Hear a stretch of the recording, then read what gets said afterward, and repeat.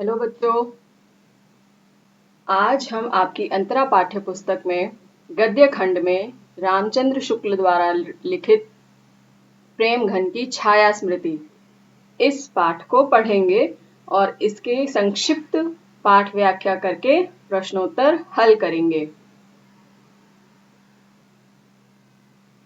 प्रेम घन की छाया स्मृति, जिसमें रामचंद्र शुक्ल ने अपने बाल्यकाल में प्रेम घन के प्रति जो स्मृतियां उनके मस्तिष्क में थी उनको लिखा है।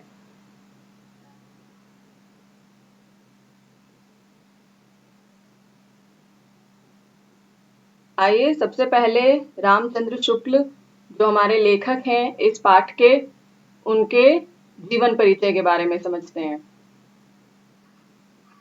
रामचंद्र शुक्ल का जन्म उत्तर प्रदेश के बस्ती जिले के अगोना गांव में हुआ था और उनकी शिक्षा उर्दू, अंग्रेजी और फारसी में हुई थी और उनकी विधिवत शिक्षा इंटरमीडिएट तक हो पाई थी और उन्होंने स्व अध्याय से अंग्रेजी, संस्कृत, बांग्ला और हिंदी के प्राचीन और नवीन साहित्यों का अध्ययन किया था। वे काशी नागरी प्रचारणी सभा में भी हिंदी सागर के निर्माण कार्य में लगे थे। बाद में वह काशी हिंदू विश्वविद्यालय में प्राध्यापक भी बने।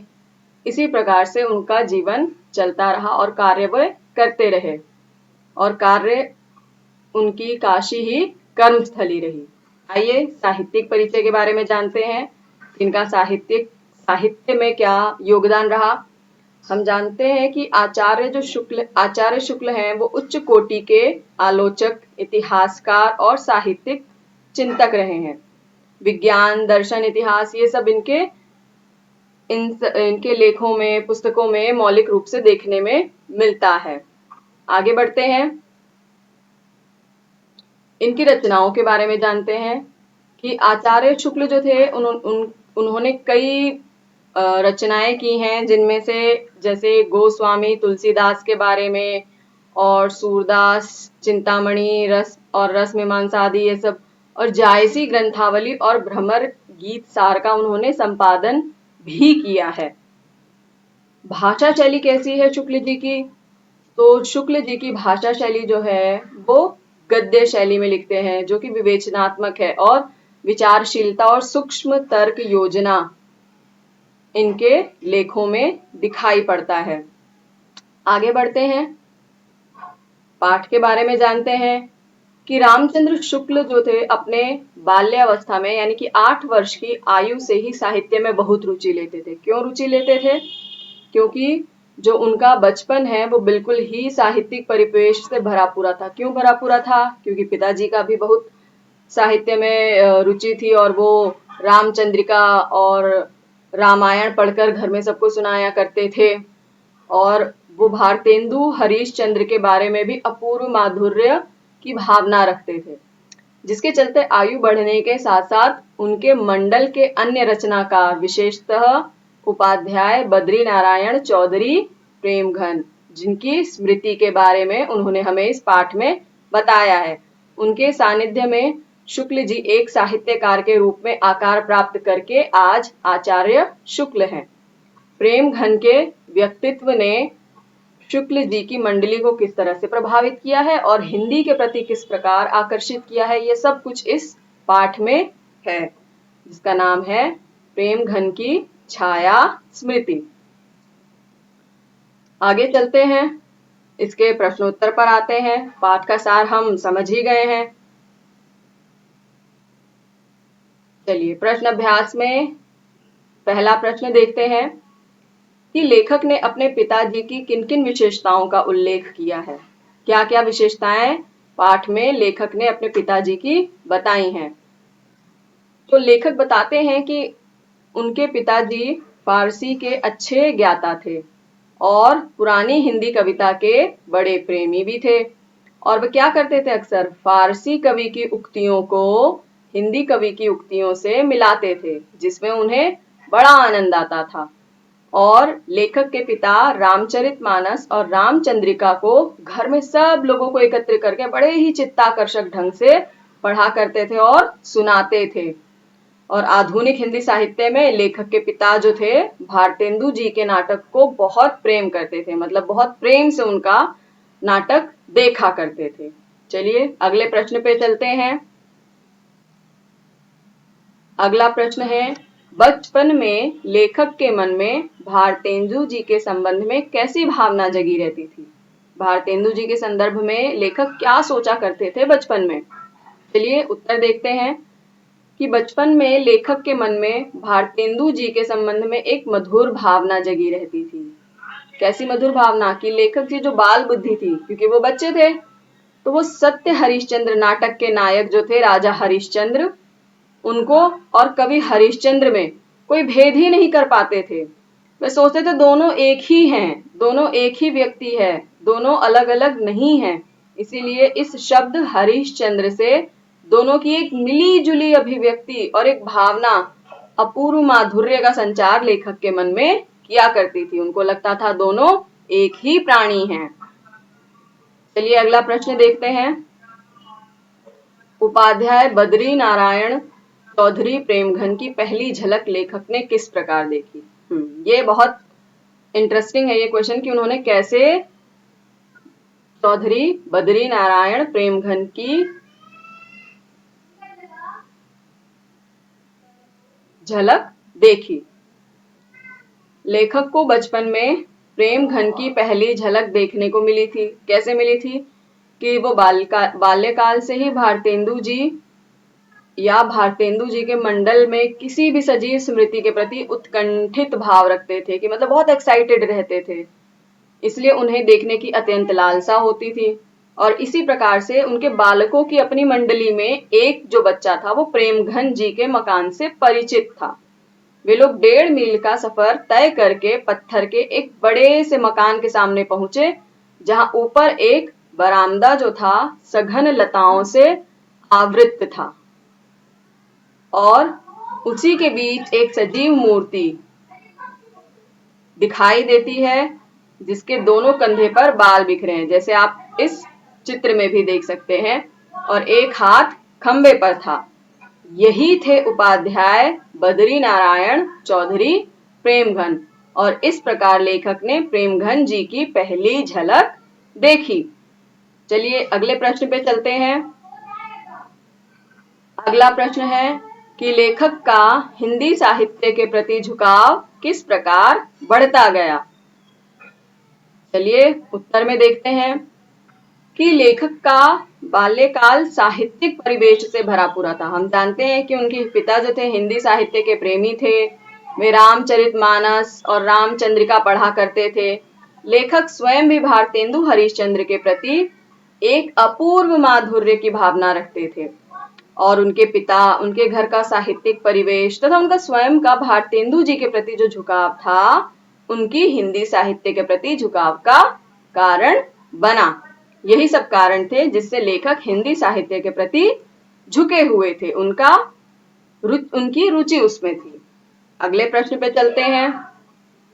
अगला प्रश्न है, निस्संदेह शब्द को लेखक ने किस प्रकार, मतलब या किस प्रसंग का जिक्र किया है निस्संदेह शब्द को लेकर के? पुस्तक में निस्संदेह प्रश्न में इस तरह लिखा हुआ है, लेकिन जब आप पाठ पढ़ेंगे तो उसमें निस्संदेह इस तरह लिखा हुआ है। अब हमारी एनसीईआरटी की ही बुक में दोनों निस्संदेह लिखे हैं, लेकिन हम इसे सही मानेंगे। निस्संदेह शब्द को लेकर लेखक ने बताया कि उनकी मंडली में नए पुराने लेखकों की चर्चा रहती थी, और बातचीत की जो भाषा थी उनकी लिखने पढ़ने की हिंदी में हुआ करती थी। उसी में निस्संदेह शब्द अवश्य आया करता था। जहां लेखक रहते थे वहां के जगह के लोग जो थे वो इस शब्द को, किस शब्द को, निस्संदेह शब्द को बहुत ही अनोखा मानते थे। उनको लगता था बहुत ही अनोखा शब्द है, इसलिए वहां के लोगों ने लेखक की मंडली का नाम ही निस्संदेह लोग रख छोड़ा था, कि वो कहीं अगर आते तो सब कहते कि निस्संदेह मंडली के लोग आ गए। चलिए अगले प्रश्न पे चलते हैं। अगला प्रश्न क्या है? अगला प्रश्न है, इस पुरातत्व की दृष्टि में प्रेम और कुतूहल का अद्भुत मिश्रण रहता था। यह कथन किसके संदर्भ में कहा गया है और क्यों? स्पष्ट कीजिए। हमें स्पष्ट करना है कि ये जो पंक्तियां हैं किसके संदर्भ में कही गई हैं। तो हम जानते हैं कि उपरोक्त कथन जो है चौधरी प्रेमघन के संदर्भ में कहा गया है, क्योंकि लेखक उन्हें एक पुरानी चीज मानते थे, पुरानी चीज, पुरातत्व की चीज समझा करते थे, और प्रेमघन उनके लिए एक पुराने तत्व के रूप में थे, जिनके प्रति लेखक के मन में प्रेम, स्नेह और अनुराग तो था ही, साथ ही एक विस्मय और आश्चर्य भी था, यानी कि कुतूहल था उनकी समृद्धि और शालीनता को देखकर। इसीलिए वह स्नेह और विस्मय के अद्भुत और अजीब मिश्रण रहे लेखक की दृष्टि में। इसलिए लेखक कहते हैं कि इस पुरातत्व की दृष्टि में प्रेम और कुतूहल का अद्भुत मिश्रण रहता था, कि वो प्रेमघन को पुरानी चीज मानते हुए उनके प्रति प्रेम का भाव भी रखते थे और विस्मय का भी। चलिए अगले प्रश्न पे चलते हैं।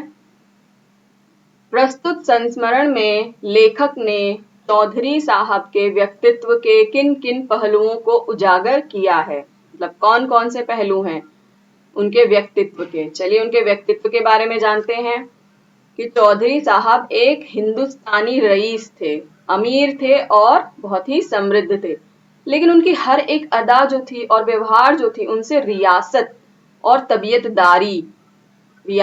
तबीयतदारी यानी कि समृद्धि और शालीनता टपकती थी।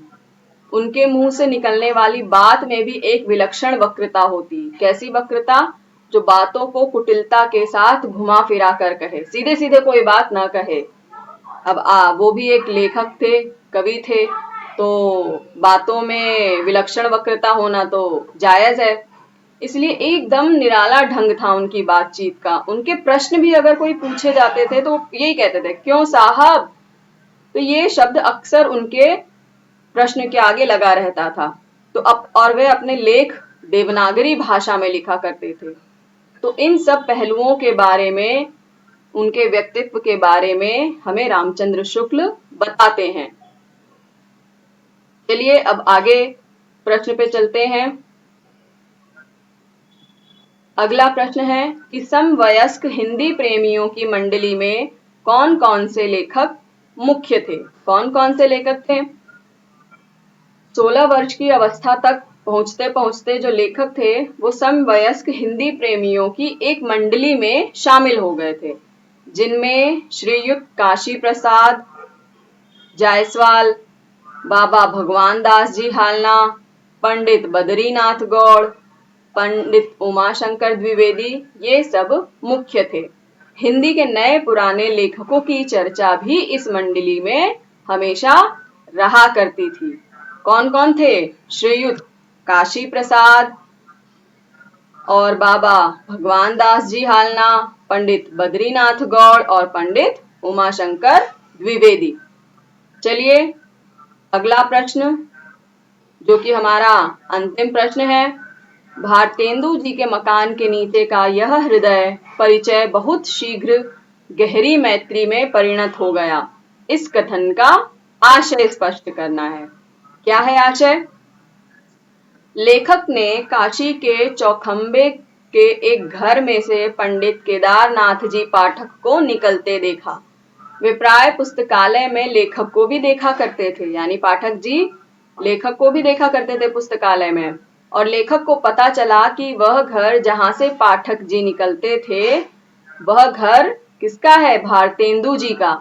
इसलिए लेखक उस मकान को बड़ी चाह और विस्मय जैसी भावनाओं से देखते थे, और पाठक जी भी लेखक की इस भावुकता को देखकर बहुत ही प्रसन्न हुए।